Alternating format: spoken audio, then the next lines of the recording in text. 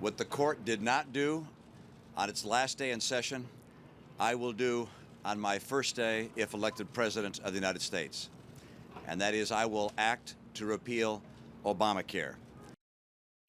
All right, pretty clear. Mitt Romney here, not a fan of the court's decision today, although, and we'll talk later, he's got some explaining to do after considering what he basically authored when governor of Massachusetts. In fact, that was even referenced today by Justice Ginsburg. All right, we continue our conversation now on not just what happened, but also the implications and where we go. And join us again tonight. We want to bring in now James Knickman, the president and CEO of the New York State Health Foundation. It's a private foundation dedicated to improving health of New Yorkers. And of course, Marc Fernich, who you saw before, criminal defense attorney, professor of Brooklyn Law, as well as somebody who knows the High Court very well, having appeared before them, and Andrew Whitmer, senior correspondent. All right, let me pick this back up as it relates to the Supreme Court. The question of, and it was in the majority opinion that was delivered by Justice Roberts, of taxation, and that this was a tax. And apparently, whether it was a rationale for him to get to where he wanted or a distinction as it applied to the Commerce Clause, for folks who are just watching say, why are they fighting about a tax? What was this all really about? I think it's semantics, and what controls in law and in life is substance rather than label, and the result is more important than the reasoning by which he got to the result, although the reasoning is sound and very defensible. That said, the word tax is fraught with political baggage in our society, and I'm sure that it was a considered choice to use that word.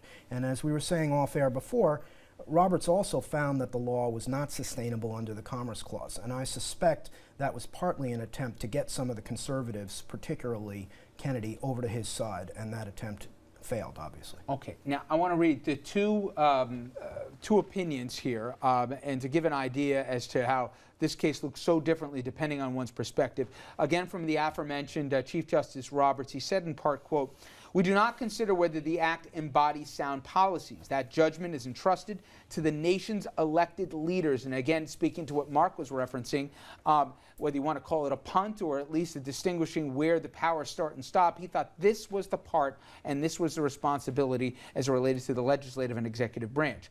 On the other side, in the dissent, and again the dissent here siding on Justice Alito, Justice Kennedy, Justice Scalia, and Justice Thomas, they said the following: "The act before us exceeds federal power, both in mandating the purchase of health insurance and denying non-consenting states all Medicaid funding here." And speak, Mark, to a second about their big objection today. They thought it was government overreach, and they also, I guess, said this is Commerce Clause pure and simple, and you guys didn't have the authority to do this. Well, here's the thing. The challengers to the law, its critics, always conceded that the law would be constitutional if it were validly passed as a tax and could be construed as a tax. So Roberts very cleverly hoisted them on their own petard. He homed in on that concession and he beat them over the head with it. And the clip that you just showed doesn't address Roberts' reasoning whatsoever. I mean, that's just undisputed, both of the things that they just said.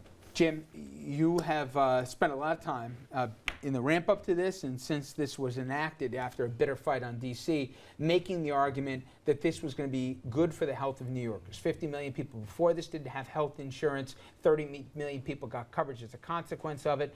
But a lot of people say it's not still sustainable. It's fraught with more problems than it is benefits. From a practical level, was today good for the health, in your particular case, of people living in the state of New York?